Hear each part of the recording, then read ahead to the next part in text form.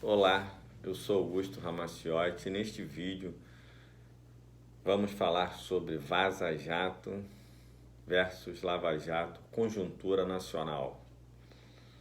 Entre acreditar em Papai Noel e acreditar em teoria da conspiração, eu prefiro acreditar em teoria da conspiração. Veja o caso brasileiro. São 46 bilionários e uma população de 210 milhões de habitantes. É fato que tudo conspira para que sejam apenas 46 bilionários e os 10 milhões de habitantes nem se dão conta disso, preferem acreditar em Papai Noel. Esses 46 bilionários brasileiros são entreguistas das nossas riquezas porque são dependentes do capital e do know-how estrangeiro. Assim, qualquer projeto de soberania no Brasil terá que ser um projeto popular. Não se pode sonhar, como ocorreu nos governos do PT, com um projeto de Brasil soberano, contando com a boa vontade da burguesia nacional, mesmo que essa burguesia seja também privilegiada, porque a burguesia nacional é historicamente entreguista e continuará a ser. Outro bom exemplo são as revelações do Intercept Brasil, feitas pelo jornalista Glenn Greenwald. O que era para ser uma operação de combate à corrupção, em verdade, era uma operação tramada nos Estados Unidos e executada por agentes brasileiros treinados para atenderem aos interesses geopolíticos americanos. Para tanto, precisamos compreender o imperialismo do século XXI, como fez boa reflexão o DCM, Diário do Centro do Mundo, tão boa que falaremos dela aqui no artigo O Golpe no Brasil e a Reorganização Imperialista em Tempo de Globalização, por Barnabé Medeiros Filho. Recomendo a leitura. Diz Barnabé no DCM: os golpes militares, como o do Brasil de 64, começaram a entrar em declínio no final do século 70. Gradativamente, os militares alinhados com os Estados Unidos foram deixando de ser os principais protagonistas na domesticação de seus países.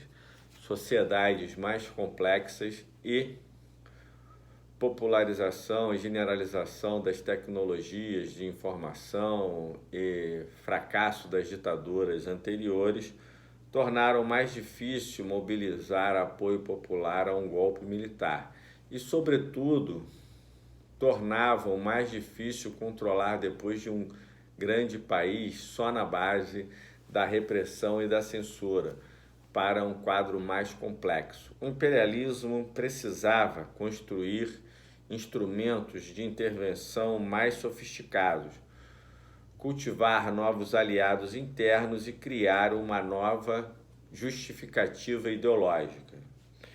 Prossegue Barnabé: no aparato institucional dos países visando os militares não são mais os principais pontos de apoio, mas nem por isso deixaram de ser cortejados pelos Estados Unidos. Tanto assim que a Escola das Américas está viva e forte, agora com outro nome e em outro local. Mudou-se do Panamá para a Geórgia. Pode-se dizer que os militares hoje compõem um time reserva, pronto para entrar em campo em fases mais agudas de um golpe, quando soluções de força bruta se tornam necessárias. Entre os novos alvos prioritários são as forças policiais, que também frequentavam e frequentam os cursos da Escola das Américas, e o aparato judicial. No caso das polícias, as ligações se estabelecem, sobretudo, através de cursos organizados pelo FBI e o DEA, a agência encarregada do combate ao tráfico de drogas.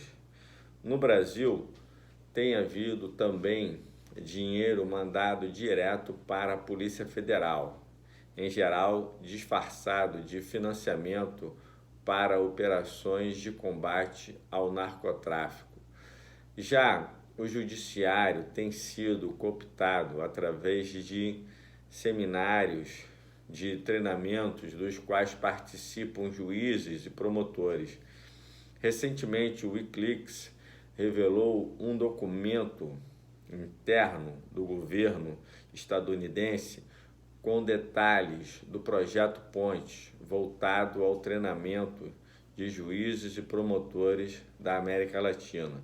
Neste documento, datado de 2009, os organizadores do seminário sugerem um treinamento mais aprofundado direcionado a Curitiba, São Paulo e Campo Grande. Outro método de cooptação são as palestras remuneradas que estrelas do judiciário latino-americano proferem nos Estados Unidos. O juiz Sérgio Moro, de Curitiba, que comandou, a Operação Lava Jato, tem sido um dos palestrantes mais frequentes.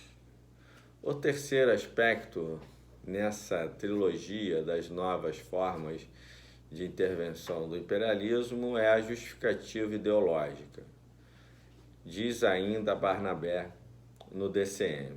Nesse ponto, até agora não se tem algo tão unificador como foi o anticomunismo. Na falta de coisa melhor, adotam-se justificativas diferentes para cada país. Em uns é combate ao terrorismo, em outros é a luta contra ditaduras, em outros ainda é o combate à corrupção. Realmente, o anticomunismo era mais eficiente, pois com ele era possível justificar as ditaduras mais sanguinárias, as alianças mais estranhas. No entanto, é difícil conciliar a luta contra o terrorismo e a aliança com grupos ligados à Al-Qaeda, como os Estados Unidos fizeram na Síria, ou a destruição de um país em nome do combate a uma ditadura, como aconteceu na Líbia, ou ainda a entrega do poder a uma quadrilha de ladrões em nome do combate à corrupção, como aconteceu no Brasil. No artigo de Barnabé ainda se fala da sofisticada guerra híbrida no Brasil. Nos 16 anos que separam a primeira revolução, colorida e da Sérvia, o golpe contra Dilma Rousseff no Brasil, as formas de intervenção do imperialismo evoluíram muito, até se transformar no que está sendo chamado de guerra híbrida. Quem primeiro usou esse termo foi Frank Hoffman, um especialista em estratégias militares, num estudo de 2007 para o Marine Corps, o Corpo dos Fuzileiros Navais dos Estados Unidos. Atualmente, passados mais de 10 anos desse primeiro estudo, guerra híbrida tem sido definida como o uso de métodos e apoios os mais variados contra um determinado país, da mobilização de parte da população, como novas revoluções coloridas, aos drones e bombardeios aéreos, passando pela cooptação da mídia, do aparato judicial e policial do país, visando pelo apoio a grupos armados, intervenção eleitoral, fake news, e o que mais for possível usar é um tipo de estratégia que pode chegar à guerra total, mas a mobilização de forças hostis começa muito antes da guerra declarada. A guerra civil na Síria começou com mobilizações populares, continuou com apoio a grupos armados e chegou aos bombardeios aéreos É um exemplo de uma guerra híbrida completa. No entanto, há quem cite o golpe do Brasil como exemplo mais sofisticado de guerra híbrida, sem chegar a conflito armado.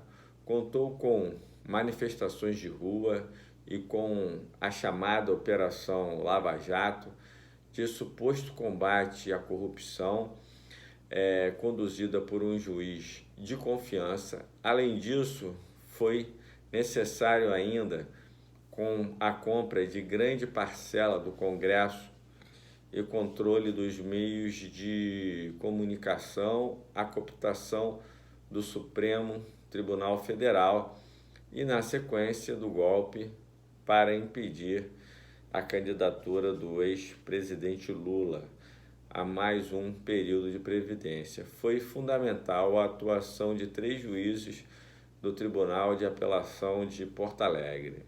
A guerra híbrida contra o Brasil não terminou, podendo ainda entrar em cena a ameaça de força bruta dos militares ou a própria força bruta dos militares, como servem de exemplo a ameaça, dos militares no processo eleitoral de 2018 e a ameaça dos militares no caso da libertação do preso político Lula. São apenas alguns exemplos de que a guerra híbrida ainda não acabou. Feita essa citação do artigo de Barnabé, vamos voltar à Lava Jato. A Lava Jato se inicia em 17 de março de 2014 como uma operação de combate à corrupção. Toda a grande mídia brasileira passa a imagem de salvação nacional através do combate à corrupção e que a Operação Lava Jato iria cumprir esse desiderado. Porém, a Lava Jato, longe de salvar o país, só levou o Brasil, que era a 7ª economia do mundo, hoje ocupa a 8ª posição, sendo ultrapassado pela Índia, levando ao enfraquecimento do setor de óleo e gás, do setor naval, da engenharia nacional, da construção civil, comércio, perda de arrecadação em razão da informalidade na indústria, que fechou 1,3 milhão de vagas em 4 anos de Lava Jato, e a corrupção só aumentou. E chegamos a um presidente com denúncia de envolvimentos com milícias, Jair Bolsonaro, colocado no poder pela Operação Lava Jato, que, como revelam as gravações do The Intercept, frauda todo o processo eleitoral. Em verdade, a Operação Lava Jato sempre foi, desde o seu início, uma operação orquestrada para um projeto de poder, e surge inicialmente para impor a derrota da então candidata Dilma Rousseff à reeleição. A Operação Lava Jato falha no seu objetivo inicial, porque a então candidata Dilma consegue a sua reeleição com uma margem apertada, porém a continuidade das investigações e a seletividade como essas investigações eram conduzidas levaria a um impeachment da presidente Dilma, sem crime de responsabilidade. Toda essa parte da história era tida como uma teoria da conspiração, porém as gravações do The Intercept vêm demonstrar que o que era a teoria da conspiração, em verdade, era uma conspiração tramada e muito bem tramada pela maior organização criminosa do mundo, a extrema-direita americana. O nome da operação se deve ao uso de um posto de combustível para movimentar valores de origem ilícita, investigada na primeira fase da operação, na qual prendeu-se o doleiro Alberto Youssef. Através de Youssef, constatou-se sua ligação com Paulo Roberto Costa ex-diretor da Petrobras, preso preventivamente na segunda fase. Seguindo essa linha de investigação, prendeu-se Nestor Severó em 2015, que depois delatou outros. Em junho, a operação atingiu grandes empreiteiras brasileiras, como Andrade Gutierrez e Odebrecht, cujos respectivos presidentes, Otávio Azevedo e Marcelo Odebrecht, foram presos. Posteriormente, muitas outras empresas, de ramos diversos seriam investigadas.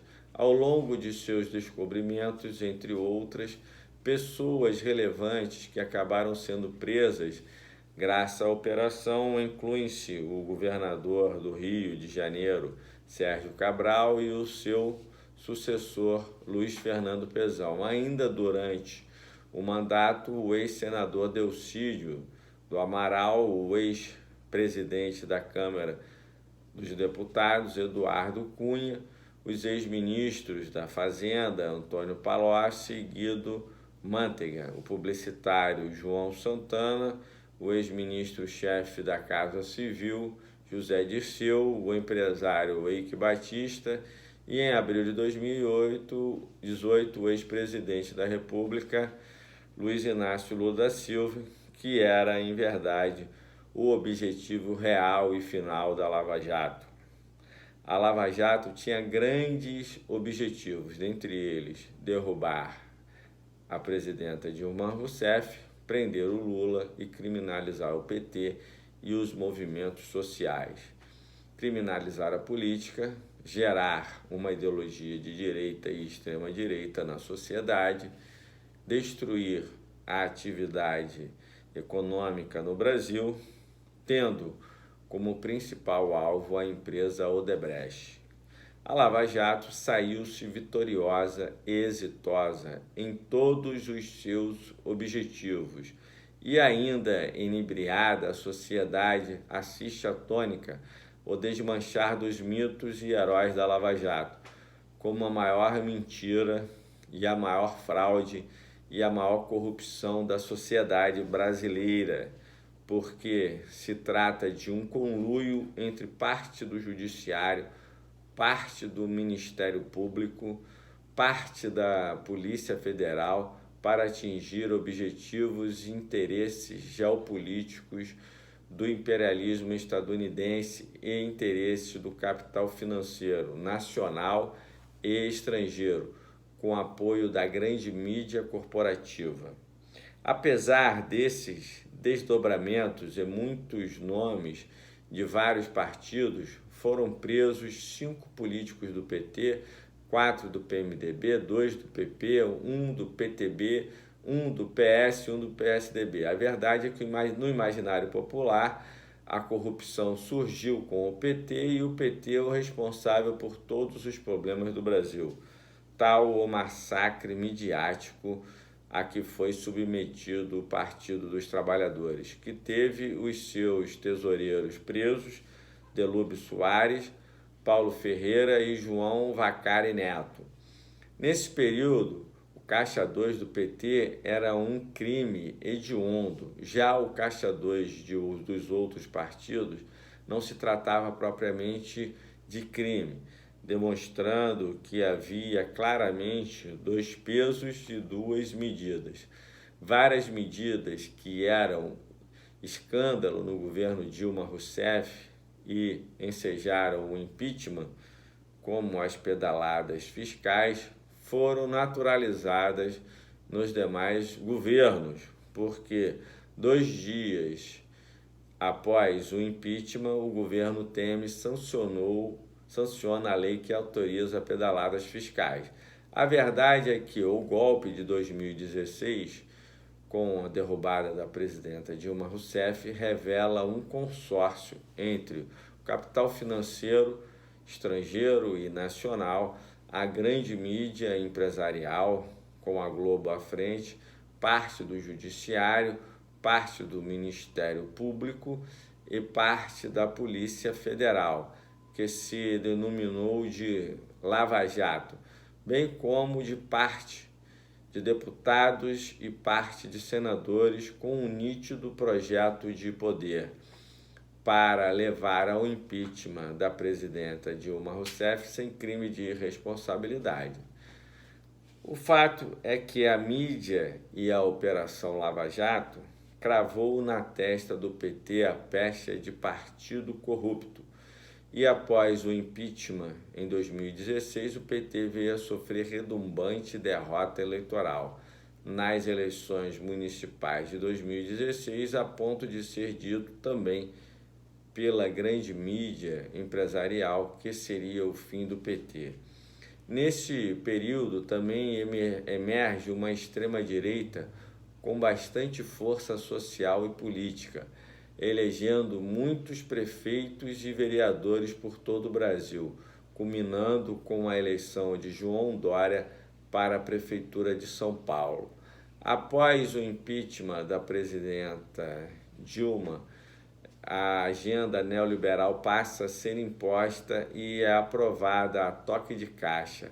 A reforma trabalhista começa a entrega do patrimônio nacional com a privatização de aeroportos, rodovias e terminais portuários, bem assim de hidrelétricas operadas pela CEMIG, e ainda foram privatizadas 8 áreas de exploração do pré-sal.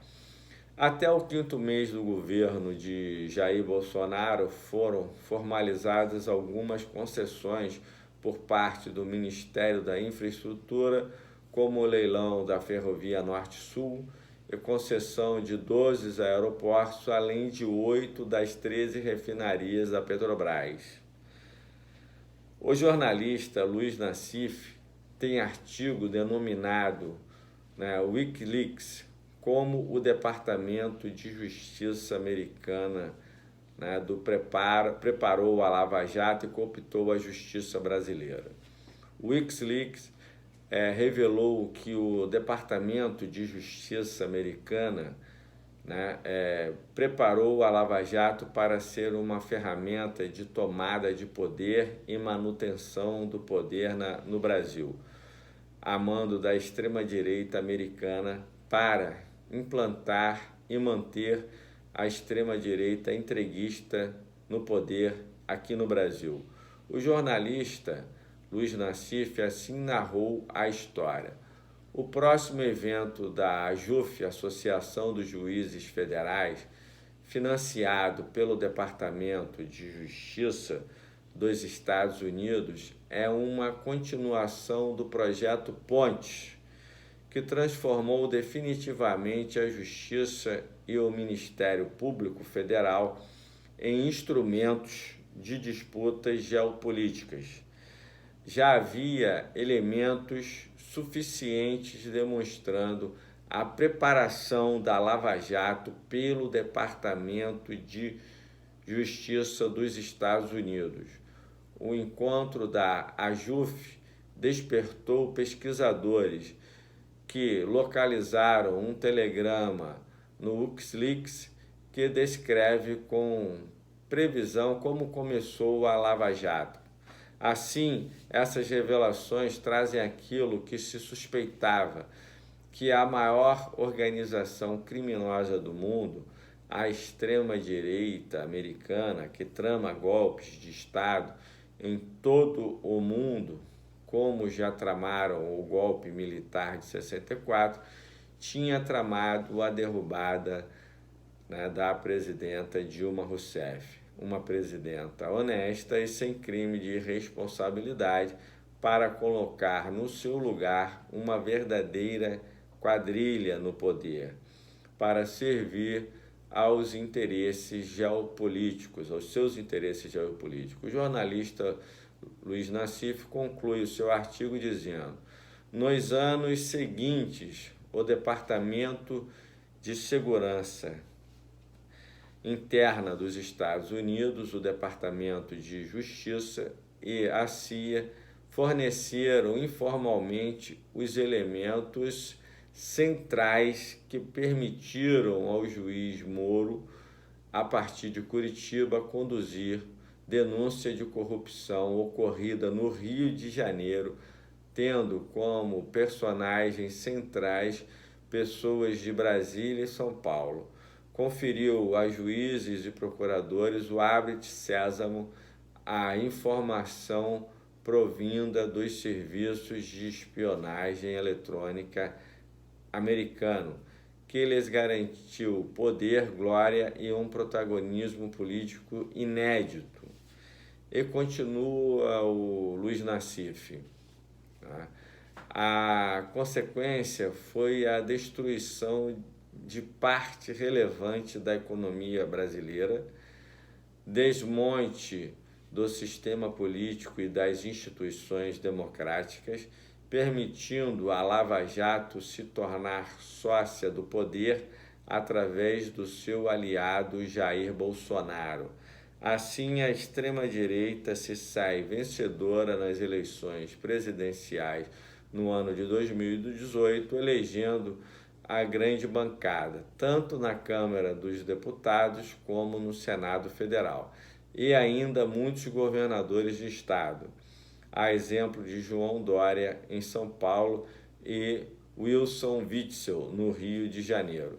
Resta claro que a Operação Lava Jato é um projeto de poder e se articula como um partido político. Na verdade, o maior político de extrema-direita do Brasil, com mais representatividade e poder que todos os outros, e altera o protagonismo e o jogo político no Brasil, antes conduzidos pelas disputas eleitorais entre os partidos políticos e o eleitor. Agora não mais, agora a disputa política e partidária não está condicionada aos debates entre os políticos, entre as diferenças programáticas dos partidos, as ideologias.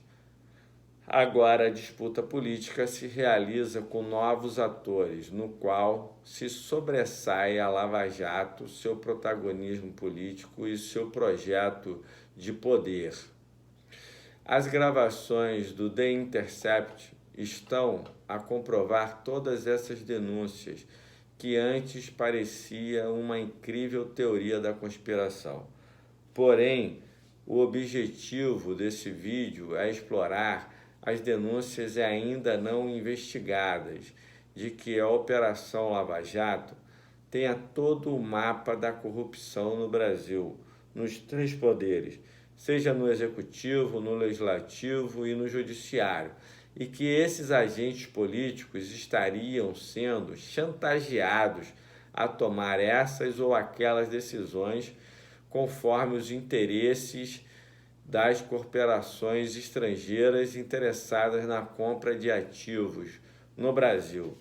Essas denúncias têm por base, por exemplo, a própria gravação do então senador Romero Jucá, PMDB Roraima, e do ex-presidente da Transpetro, Sérgio Machado, estancar a sangria, em referência à paralisação das investigações da Operação Lava Jato e de um grande acordo nacional com o Supremo com tudo, que revela nas entrelinhas que existia uma chantagem muito forte sobre boa parte dos deputados e senadores que estavam sendo denunciados ou investigados pela Lava Jato, muitos com seus nomes já vazados, pela imprensa, e que nitidamente estavam sendo chantageados para romperem a aliança entre o PT e o PMDB, culminando com a traição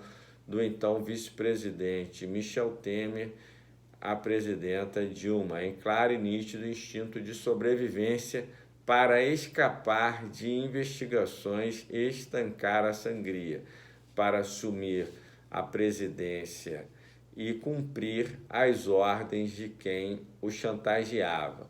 O fato é que o ex-presidente Temer tomou medidas e decisões de acordo com uma agenda totalmente diferente daquela pela qual tinha sido eleito na condição de vice-presidente. Existem também denúncias de que ministros do Supremo Tribunal estariam votando não mais em razão da sua consciência jurídica, porém que também estariam sendo chantageados pela extrema-direita para se curvarem ao estado de exceção que hoje impera no Brasil. Tem notícias, por exemplo, de pedido de impeachment do ministro Toffoli, relacionado a empréstimo obtido junto à instituição financeira, dentre outros casos e pedidos de impeachment.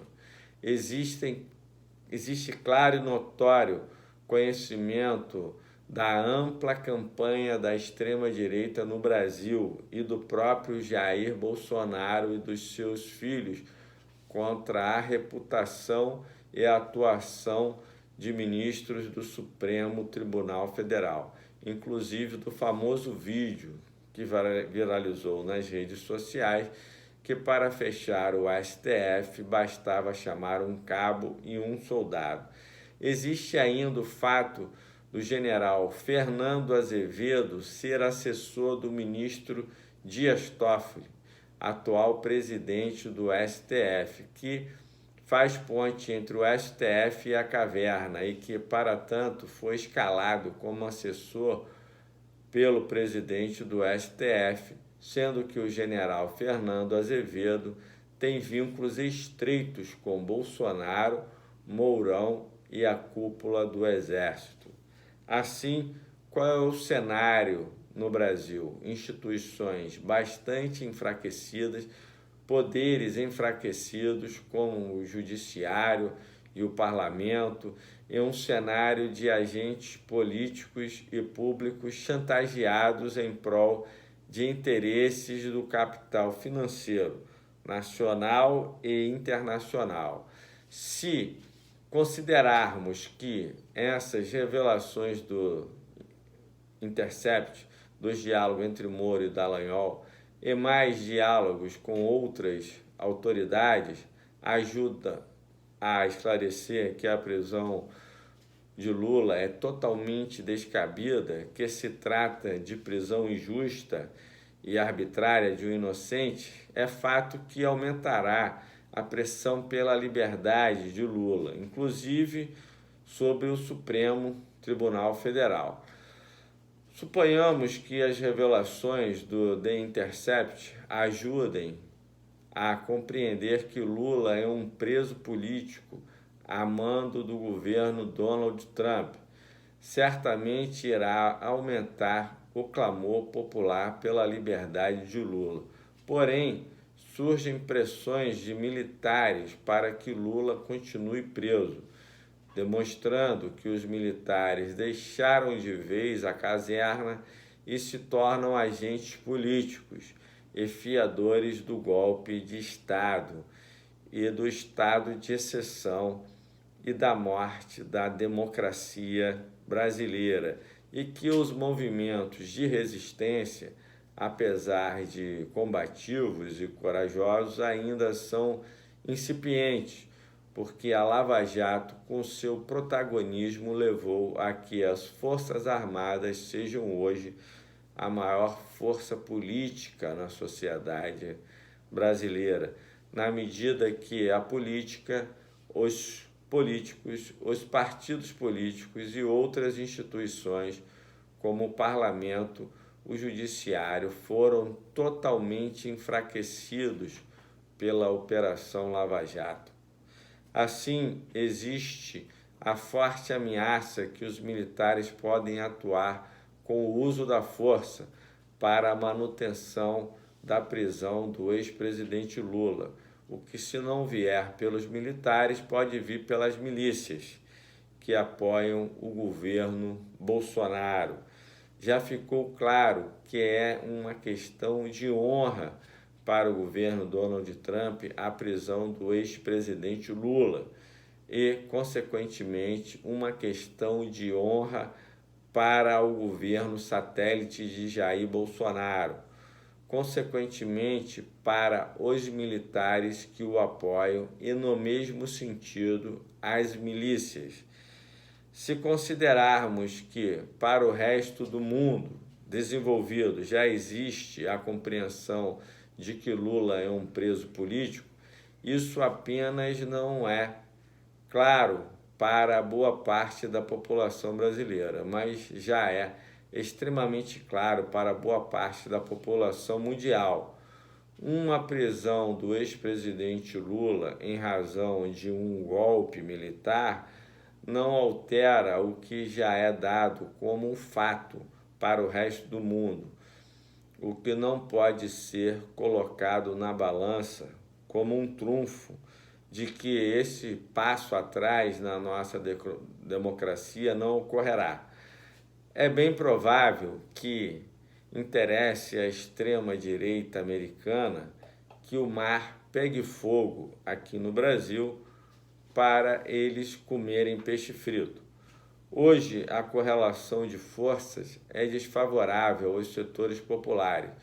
Um processo de radicalização agora no Brasil irá conflagrar a vitória da extrema-direita novamente, numa nova aventura militar ou ditadura das milícias, um projeto de poder mais autoritário ainda e a saída de um regime de exceção para uma ditadura aberta. É isso, uma ditadura militar ou ditadura das milícias, o que interessa de perto à extrema-direita americana, que pretende um domínio absoluto e duradouro no Brasil satélite, do Brasil reduzido à condição de colônia de fato, ainda que não seja colônia de direito.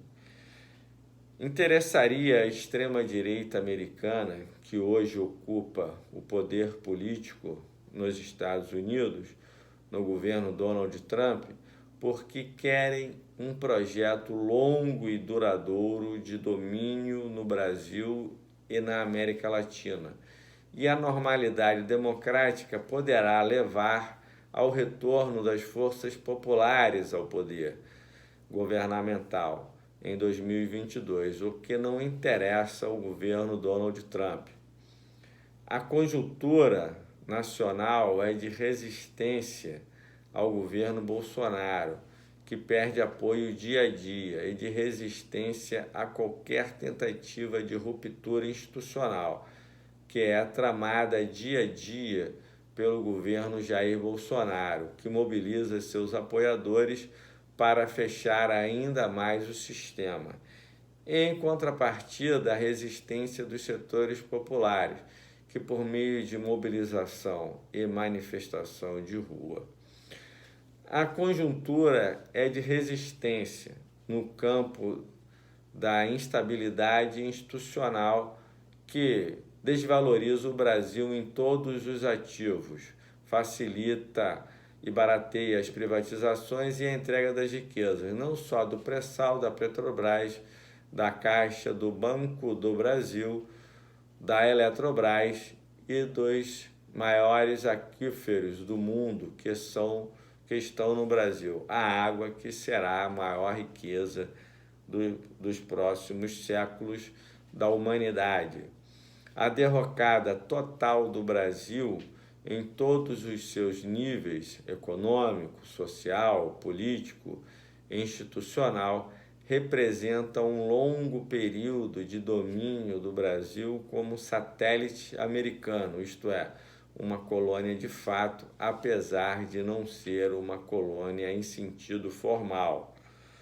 Uma ditadura militar ou ditadura das milícias no Brasil coloca o Brasil ainda mais dependente da política externa americana, com a ruptura das relações econômicas e políticas do Brasil com a Rússia e a China, naquilo que interessar aos Estados Unidos. Assim, é importante que se esteja atento, que as instituições estejam atentas. Um golpe militar, uma ditadura militar ou uma ditadura das milícias será a ruína para o Brasil e interessa apenas à extrema-direita americana dividir para reinar, a divisão do povo brasileiro e sua luta fratricida, bem como a imposição de um regime ditatorial no Brasil, porque a normalidade democrática poderá levar ao retorno das forças populares ao poder governamental em 2022. A extrema-direita no Brasil tem a maior parcela de poder nas Forças Armadas, que é a maior força política no atual momento do Brasil. Os militares se tornaram a maior força política no atual momento da história brasileira, principalmente em razão da Lava Jato. O suposto combate à corrupção da Lava Jato era, na verdade, a criminalização da esquerda e dos movimentos sociais.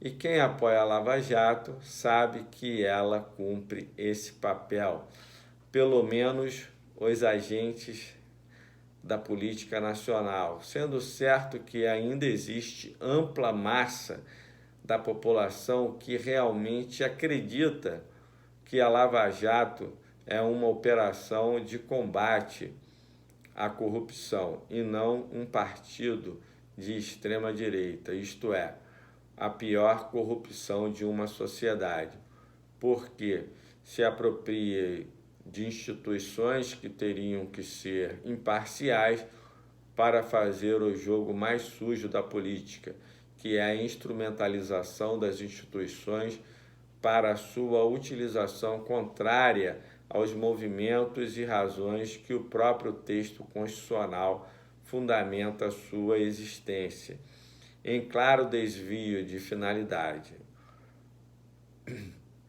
O judiciário como instituição deve ser defendido. Os juízes que não se comportarem conforme os ditames constitucionais devem ser denunciados. O mesmo vale para o parlamento, que como instituição deve ser defendida, tanto a Câmara dos Deputados e do Senado Federal. Porém, deve ser repensado uma forma urgente do sistema político de representação. A única desvantagem que tem a extrema-direita hoje no Brasil é que essa deve mobilizar, se muito, 30% da população brasileira no presente momento. Porém, não quer dizer que os outros 70% da população estejam dispostos a defender a democracia, custe o que custar. Talvez apenas 20% da população esteja efetivamente disposta a defender a democracia e que 50% esteja totalmente desinteressada da política ou de qualquer participação na política. Assim, todos os que quiserem lutar pela democracia jogam um peso de fundamental importância nesta luta. Desse modo, o papel preponderante é tentar conscientizar os 50% que estão omissos e alienados do atual momento da política no Brasil para abraçarem a causa de defesa da democracia. Esse papel de conscientizar parte expressiva da população brasileira não será fácil, porque os meios de comunicação de massa jogam um papel decisivo na alienação de amplas camadas da população. Afora isso, a extrema-direita americana não quer perder o Brasil, não quer o Brasil potência, não quer o Brasil com protagonismo internacional, não quer qualquer relação do Brasil com a Rússia ou China. Os Estados Unidos não querem o Brasil no BRICS, não querem o Mercosul, não querem que o Brasil se desenvolva. até porque o Brasil talvez seja o país mais rico em termos de riquezas naturais.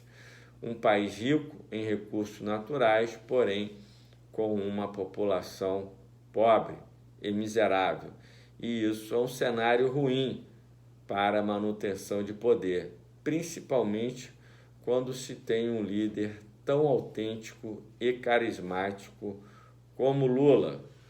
Lula, que enquanto governou, levou o Brasil a um protagonismo nunca antes visto em toda a história do país, e bem como ajudou a difundir de forma precursora a ideia de um mundo multipolar, que representa uma organização geopolítica, de forma que há distintos centros de poder exercendo influência no campo político, econômico e militar, situação que não interessa à extrema-direita americana, que quer, custe o que custar, um mundo unipolar de uma única potência hegemônica, situação que os Estados Unidos não estão dispostos a perder e querem continuar a ser a única potência hegemônica, tanto no campo militar como no campo econômico.